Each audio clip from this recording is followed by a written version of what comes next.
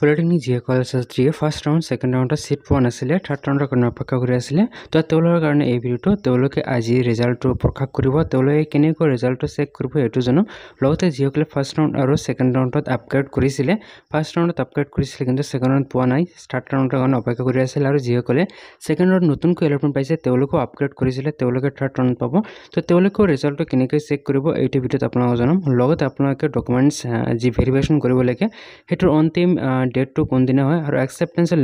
যেটো ডেট হয় হেতু কোনদিনা হয় আপোনাক কেনেকৈ এটো কৰিব গোটেইখিনি আপোনাক জনাবলৈ চেষ্টা কৰিম এই ভিডিঅ'ত আৰু যেটো আপগ্ৰেড অপচন এই আপগ্ৰেড অপচনটো আপোনালোকে দেখিবলৈ নাপাব আৰু আপগ্ৰেড আপোনালোকে কৰিব নোৱাৰিব আৰু তো এই বিষয়ে আপোনাক জনাবলৈ চেষ্টা কৰিম ভিডিঅ'টো সম্পূৰ্ণ হেকলৈ চাই থাকিব এটা চাওক আপোনালোকে কেনেকৈ চেক কৰিব যে আপোনাৰ আপগ্ৰেড নাইবা নতুনকৈ অলপ আহিছে নে নাই ইয়াৰ কাৰণে আপোনালোকে ভিডিঅ'ৰ ডেসক্ৰিপচন চাব তাতে এটা ডাইৰেক্ট মই লিংক দিছো সেই লিংকত আপোনালোকে ক্লিক কৰিব সেই লিংকত ক্লিক কৰিলে ডাইৰেক্টলি আপোন এই পেজলৈ আহি যাব এই পেজলৈ অহাৰ পিছত আপোনালোকে থ্ৰী লাইন ক্লিক কৰি আপোনালোকে ইয়াৰ পৰা লগইন বাটনত ক্লিক কৰিব আপোনাৰ যেটো আইডি আৰু পাছৱৰ্ড আছে আৰু কেপচাটো দি আপোনালোকে ইয়াতে লগইন কৰিব লগইন বাটনত ক্লিক কৰাৰ লগে লগে আপোনালোকৰ সন্মুখত ড্যাশবোৰ্ডত এনেকুৱা কিন্তু আপোনাৰ শো কৰিব তো ইয়াতে আপোনালোকে চাব পাৰিব যে click here to view seat allocation তো সব বৰ্তমান সময় কিন্তু মই মৰ্নিংত ভিডিওটো বনাইছো আপোনালোকে এতিয়ালৈকে ৰিজাল্টটো চাব পৰা নাই আপোনালোকে ৰিজাল্টটো 10টা বজাৰ পৰা 2টা বজাৰ ভিতৰত আপোনালোকে লাভ কৰিব আপোনাৰ নিজ নিজ ৰিজাল্ট আপোনালোকে পৰ্টেলৰ জৰিয়তে চেক কৰিব চেক কৰি থাকিব আপোনালোকে যিকোনো সময়ৰ ভিতৰত আপোনাৰ ৰিজাল্টটো পাই যাব আহি যাব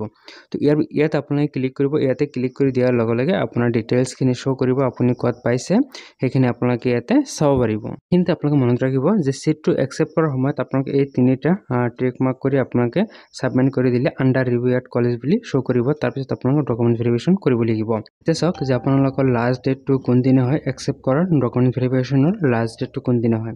ইয়াতে আপোনালোকে যদি লক্ষ্য কৰে তেনেহলে চাব পাৰিব যে টাৰ্টন এলটমেন্টটো আজি অৰ্থাৎ 25 জুলাই তাৰিখে আপোনালোক 10টা বজাৰ পৰা 2টা বজাৰ ভিতৰত আপুনি লাভ কৰিব আৰু ইয়াৰ পিছত দিয়া আছে যে একসেপ্টেন্স যেটো সিট কৰিব লাগে আপোনালোকে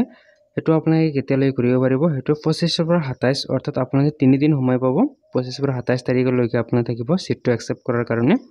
এইখিনি কৰাৰ পিছত আপোনালোকে আকৌ ডকুমেন্টছ ভেৰিফিকেশ্যন কৰিব লাগিব ডকুমেন্টছ ভেৰিফিকেশ্যন ইয়াৰ কাৰণে আপোনালোকে 3 দিন সময় পাব এটাত আপোনালোকে সময় পাব ইয়াতে চাওক এটো দিয়া আছে যে 28 ৰ পৰা 30 জুলাই লৈকে এই মাহৰ ভিতৰত কিন্তু আপোনালোকে ভেৰিফিকেশ্যন কৰিব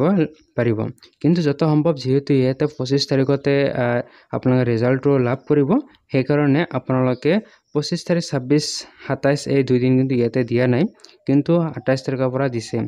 মনত ৰাখিব যে এই সময়ৰ যেটো সময় দি আছে এই সময়ৰ ভিতৰতে নিৰ্দিষ্ট সময়ৰ ভিতৰতে কিন্তু আপোনালোকে ডকুমেন্টছ খিনি ভেৰিফিকেশ্যন কৰিব লাগিব কলেজত যাই পিনে আৰু নেক্সট আৰু অন্তিম কোৱেশ্চনটো আছে যে আপগ্ৰেড অপচন তো চাওক যেহেতু ফৰ্থ ৰাউণ্ড এতে নহব সম্ভৱ আৰু ফৰ্থ ৰাউণ্ড নহলে আপোনালোকে আপগ্ৰেড কৰিব নোৱাৰে আৰু আপগ্ৰেডটো আপোনালোকে ইয়াতে বন্ধ হৈ পৰিব আপোনালোকে যত সিট পাইছে তাতে আপোনাৰ সিটটো ফ্ৰীজ হৈ যাব আৰু আপুনি তাতে আপোনালোকে পঢ়িব লাগিব যদি ট্ৰান্সফাৰ কৰিব লগা হয় আপোনালোকে এক বছৰ তাত পঢ়িব লাগিব তাৰ পিছত আপুনি কলেজতে কন্টাক্ট কৰিব কন্টাক্ট কৰিলে আপোনাক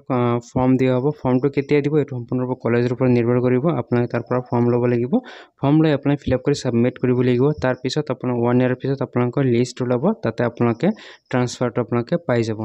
তো এইখিনি আছিল আপোনালোক জনাব লাগিব তো ভিডিও ভাল পালে লাইক কৰিব চেনেলটো নতুন সাবস্ক্ৰাইব কৰি যদি বেল আইকনটো প্ৰেছ কৰি নাপাৰিব